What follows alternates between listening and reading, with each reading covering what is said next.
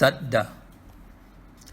Saddha is often translated as faith or conviction in the English language, and faith here refers specifically to faith in the triple gems, namely the Buddha's enlightenment, the Dhamma that he taught, and the Sangha.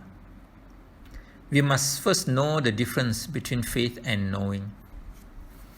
Faith is based on beliefs, which means that the facts have not been fully established. On the other hand, if the facts have been established, then there is no longer necessary to believe or have faith. Instead, it is knowing the truth for what it is, and it is referred to as wisdom or panya. That is why this spiritual journey begins with faith and ends with knowledge and vision, panya. So the question is, why is it important to have faith in the triple gem? Faith in the Buddha's enlightenment. It is important to have faith in the Buddha's enlightenment because only when you believe that the Buddha has achieved enlightenment that you can be sure that his teachings are true. If the Buddha has not achieved enlightenment but claimed to be enlightened, then we will have doubts about the accuracy and authenticity of his teachings. Thus, faith in the enlightenment of the Buddha is the first step in our spiritual journey. However, as beginners, with inadequate study of the suttas and inadequate knowledge about the Buddha's teachings, we may not be able to properly judge the Buddha's highest achievement.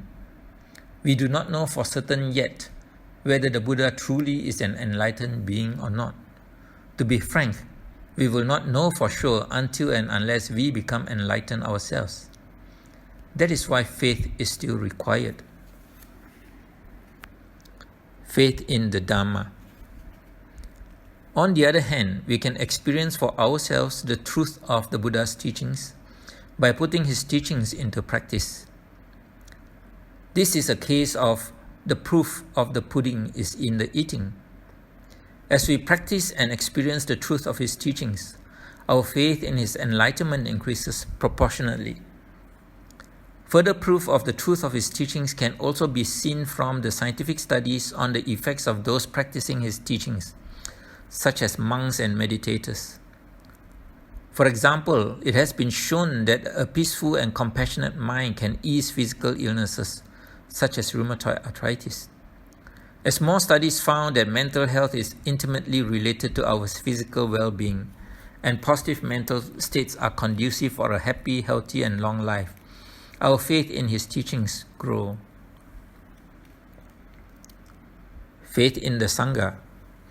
During the Buddha's time, the Sangha is made up of many arahants. Thus, it was probably easier then to have absolute faith in the Sangha. In modern time, the situation is different. No doubt there are still many good monks and nuns who earnestly practice the Buddha's teachings and have tasted the fruit of their effort and cultivation. However, there are many too who join the Sangha without much motivation to practice, but simply to enjoy the privileges that come with their position as Sangha members. So it is important to be discerning in this respect. When we are asked to pay respect to and to have faith in the Sangha, what we are actually doing is to pay respect to and have faith in the Mahasangha, which is representative of the entire Sangha, not the individual monk.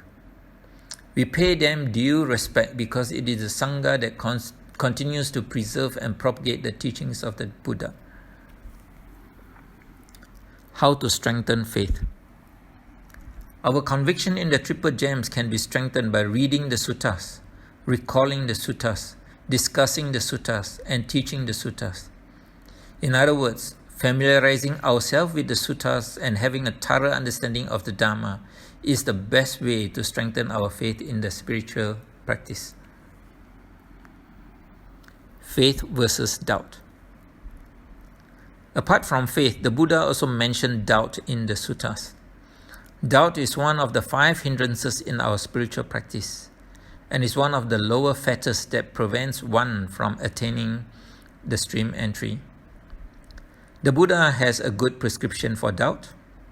In the Kalama Sutta, found in Anguttara Nikaya 3.65, when asked how to tell what is true from what is not, the Buddha advised the Kalamas to weigh it against these 4 criteria. 1. Is it skillful? In other words, does it reduce greed, hatred, and delusion? Number 2. Is it blameless?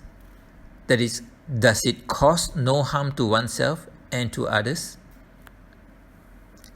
3. Is it praised by the wise?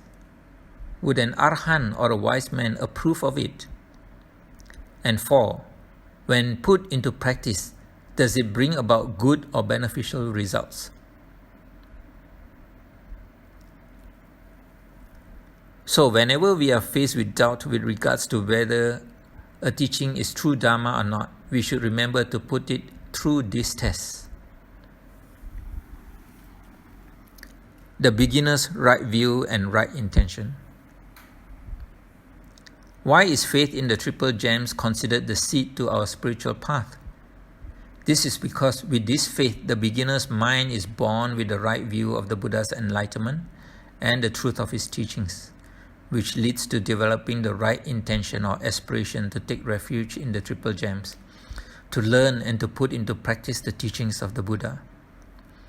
This will be the beginning of a wonderful path to the development of our spirituality, starting with the purification of our dana or generosity and sila, moral conduct, through to our bhavana or mental cultivation, until we attain panya, wisdom and liberation.